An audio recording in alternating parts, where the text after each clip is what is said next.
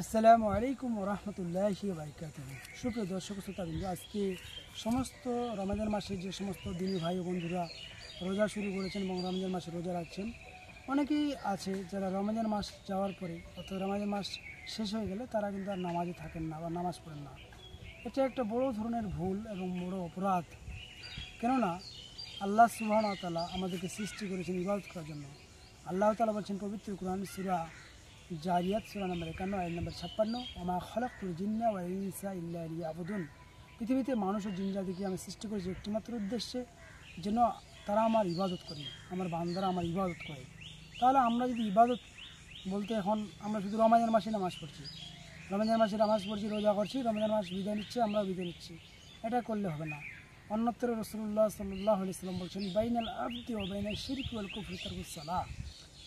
যে মুমিন ব্যক্তি কাফের ব্যক্তির মধ্যে পার্থক্য এবং যারা শিরক করেনওয়ালা তাদের মধ্যে পার্থক্য হচ্ছে সালাত ছেড়ে দেওয়া।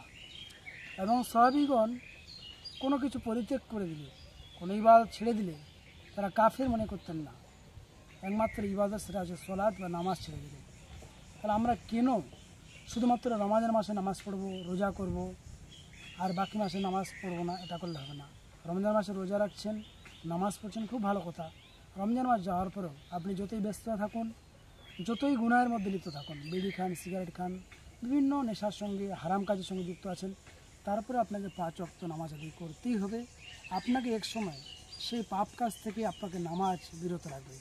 অতএব শুধু রমজান মাসে নামাজ নয়, রমজান মাসের পরেও বাকি যে 11টি মাস রয়েছে, অর্থাৎ 12টি মাস, 365 দিন, সারা জীবন মৃত্যু পর্যন্ত আমাদেরকে 5 ওয়াক্ত নামাজ আদায় করতে হবে।